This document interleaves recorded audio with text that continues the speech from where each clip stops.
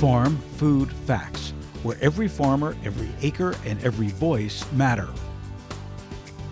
Welcome to Farm Food Facts, presented by the U.S. Farmers and Ranchers Alliance for Wednesday, June 3rd, 2020. I'm your host, Bill Lenkford. Today, as we sit at home working, sheltered, distancing, and wearing masks, we're going to talk about trust.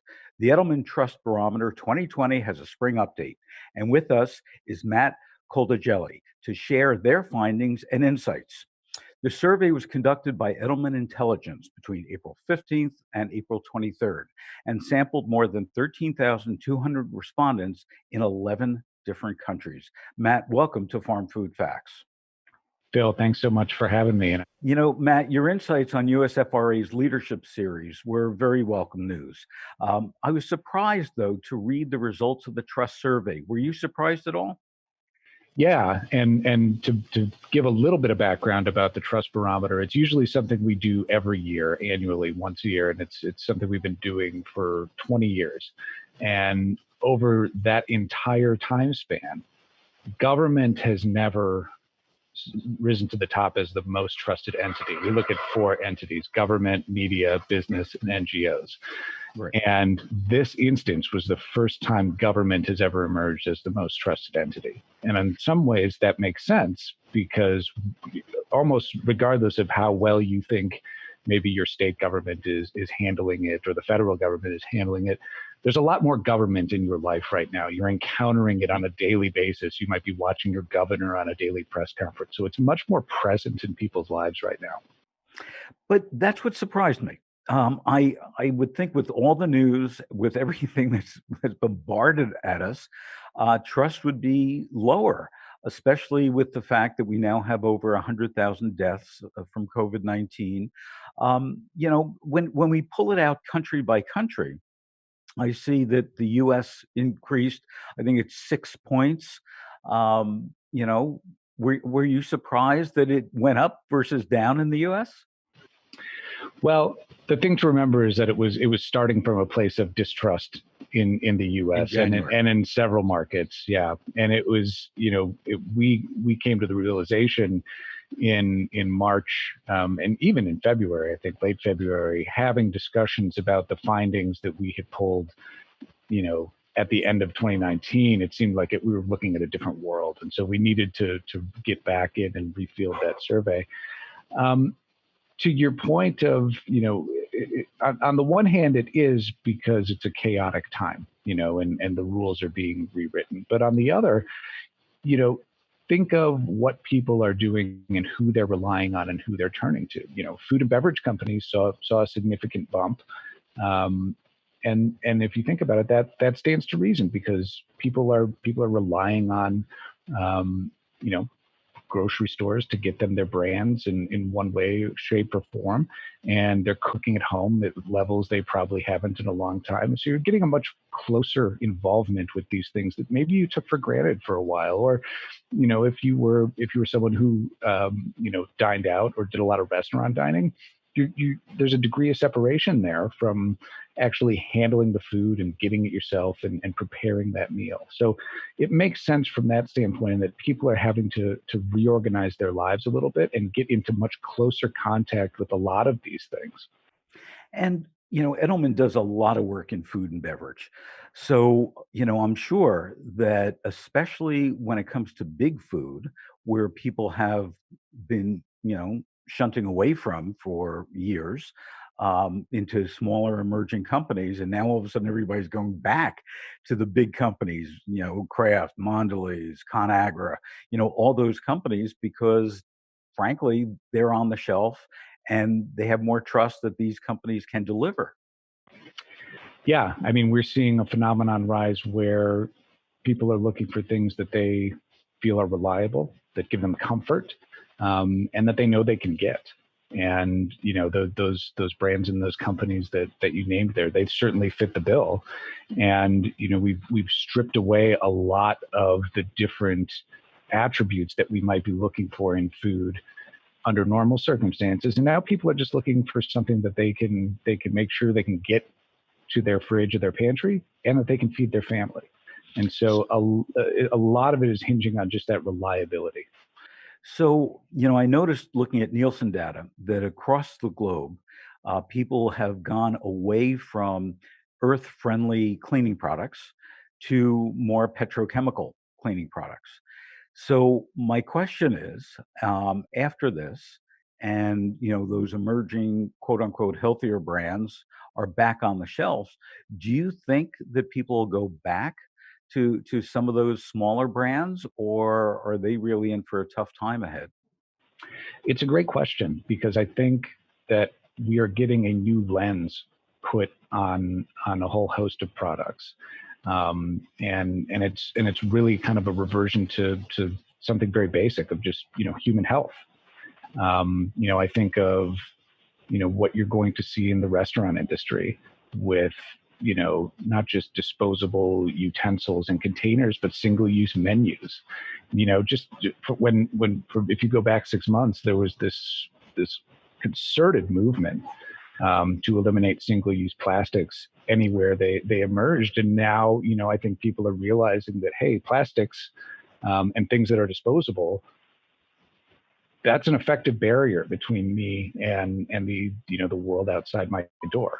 And so, yeah, I could see some of those measures of value and what people are claiming to look for get reorganized a little bit. So, what does that do to the environment? And what does it do to the environmental movement that has been growing, not only with products, but concerned about climate change and really raising the awareness of all this? Do we just step away from that?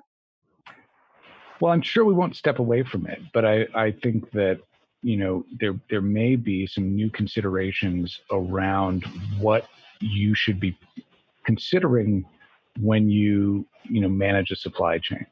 Um, I've had conversations with people, and it's you think of every company that you go to that is relying on an animal product. If you went to their website, you would be able to find a lot of information about their animal welfare policy. You probably wouldn't find that much about the different human elements of the workers in their supply chain and what is being done to take care of them. And that is where the demand is right now. People want to know that you are doing the right thing to keep your workers safe. The Trust Barometer is abundantly clear that people are wanting businesses to put employee safety and welfare first, to make sure that people come before profits, and they're expecting CEOs and business leaders to be judicious about when they take steps back towards normalcy, and they're also expecting them to really do everything possible to work in a really seamless partnership with government. And that's something that goes both ways. I think people are looking for government to really be a true partner to business because we're in unprecedented times. And I think people look at these entities and think like, hey, let's all pull in the same direction a little bit here. Yeah, another surprising thing that you're talking about businesses, only 43% of the respondents believe that companies are protecting their employees sufficiently from COVID-19. I was surprised to see that number so low. I expected that to be a much higher number. Well, it's a challenge. I mean, this is something that is, for almost everybody walking the planet right now, unprecedented in their lifetimes. And I don't think anybody is expecting companies to go out and throw a perfect game on this. But think of the stories that are bubbling to the surface. Where it is clusters that are emerging in places of work, whether that is in delivery services or in food production facilities. Those are the things that are catching people's attention, and so it stands to reason that they're going to think that this is an area where there's room for improvement. And on one hand, it's understandable that CEOs have not rushed wholesale into the public conversation on this because, frankly, they had a lot of other work to be doing, especially if you're an essential business and you had to find out how you're going to stay open, how you're going to meet in some cases spike demand.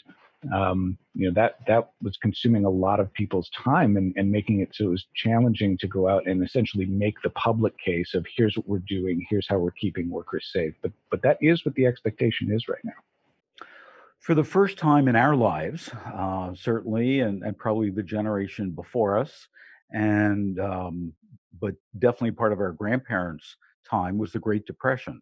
So, for the first time in our life, we've never walked into a supermarket and seen half of it empty, or more than half of it empty. What kind of impact, long-term impact, will that have on the people alive today? It's interesting because when you talk about what we're going through, you mentioned the Great Depression. That we're going through the largest economic shock since the Great Depression. We've lost as many lives, more than we did in the Vietnam War. And I think in many ways this came on for a lot of the country with the almost the shock that was analogous to 9/11. Any one of those things was a generation defining event that changed the way people behaved and thought and acted for decades. And so to roll them all into one, you know, it's really hard to see how deep and how far the ramifications of this are going to go. I mean, I would think, as we touched on earlier, there will be a kind of a remembering of the things that you could count on when times were hard. And, even if we're going to get away from a place where there might be shortages and there might be runs on certain products in the grocery store, I think people will have, some positive feelings for the things that help them feed their family during a time like this. So I would not be surprised to see, some of these shelf-stable products that people are maybe reacquainting themselves with after a long time to enjoy a little bit of a resurgence because, on some level, I think people are remembering a very basic need that a food product can fulfill. And also changing behaviors. I mean, I was talking to a reporter, a couple weeks ago, and I said one of the things you're going to see is really, a lot of indulgent eating. And she laughed, and I said, "What are you laughing about?" And she said, typically when I buy snacks, I go for organic, healthy, low sodium, whatever. And she and her husband are now eating like a box of Oreos every day. So I think you're right on that. Um, Matt, what comes to mind is when I was a little kid, walking with my grandmother. There was a penny on the sidewalk, and this is a very true story. And I said, "Oh, look, there's a penny," and she bent down and picked it up. And I said, "Grandma, why are you picking up a penny from the sidewalk?" And she looked at me and she said, "You haven't lived through the Depression. If you ever do, you'll pick up, pennies on the sidewalk again." So I guess we're moving into that era where we're going to be looking for loose change, everywhere. I've made that joke with my wife in my home that I've got 2 young kids, and they're always going to for the rest of their lives be telling the people around them or maybe their own kids of you don't really know what it's like. I lived through a pandemic, and I think for sure it's going to be a generation defining moment, and it really is going to be an interesting time to see how deep and how long lasting some of the attitudinal changes that we're already seeing taking root actually last. Well, Matt, thank you for joining us today on Farm Food Facts and all the great work that you and Edelman are doing for U.S. Farmers and Ranchers Alliance. And, this forum is yours anytime you can update us on trust and other matters when it comes to our food supply. Thank you so much for having me, Phil. Thanks for listening to today's podcast episode. For more information on all things food and agriculture, please visit us at usfarmersandranchers.org. Also, be sure to look for us on Facebook at US Farmers and Ranchers or on Twitter at USFRA. Until next time.